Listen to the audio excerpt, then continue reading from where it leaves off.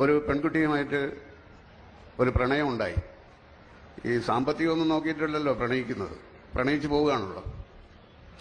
ആ സമയത്ത് ഇന്നസെന്റ് പുള്ളി എൻ്റെ കയ്യിൽ ഒരു 400 രൂപ തന്നു. ഞാൻ ചോദിച്ചു, നിങ്ങളുടെ കയ്യിൽ പൈസയൊന്നുമില്ലല്ലോ, ഇത് എവിടുന്ന് ഈ 400 രൂപ കിട്ടി? അപ്പോൾ പുള്ളി പറഞ്ഞു, ആലീസിന്റെ വള. ഈ വളക്ക് മാർവാടിയുടെ കടയിൽ കിടന്നിട്ട് നല്ല ശീലമുള്ള വളയാ, നീ കൊണ്ടുപോയിക്കോ എന്ന് പറഞ്ഞു.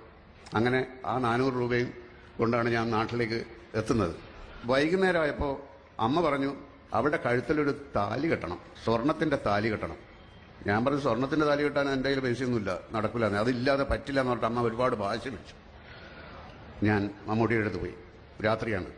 അപ്പോൾ ഞാൻ പറഞ്ഞു, ഇങ്ങനെ നാളെ എൻ്റെ കല്യാണമാണ്. നാളെ റേസ് ഓഫീസിൽ വെച്ചിട്ട് ആരെയും ക്ഷണിക്കുന്നൊന്നുമില്ല, എനിക്കൊരു 2000 രൂപ വേണം, ഒരു ആവശ്യമുണ്ടെന്ന് പറഞ്ഞു. അപ്പോൾ 2000 രൂപ അദ്ദേഹം തന്നു. അങ്ങനെ ഞാൻ ഇതുകൊണ്ട് സ്വർണത്തിൻ്റെ ഒരു താലി വാങ്ങിച്ചു. രജിസ്റ്റർ ഓഫീസിന്റെ വരാന്തയിൽ വെച്ചാണ് ഞാനത് എൻ്റെ ഭാര്യയായ അവരുടെ കഴുത്തിൽ കെട്ടുന്നത്. അപ്പോൾ ഞാൻ പറഞ്ഞത് ഇത്രയുമാണ്: ഒരു ക്രിസ്ത്യാനി തന്ന 400 രൂപ,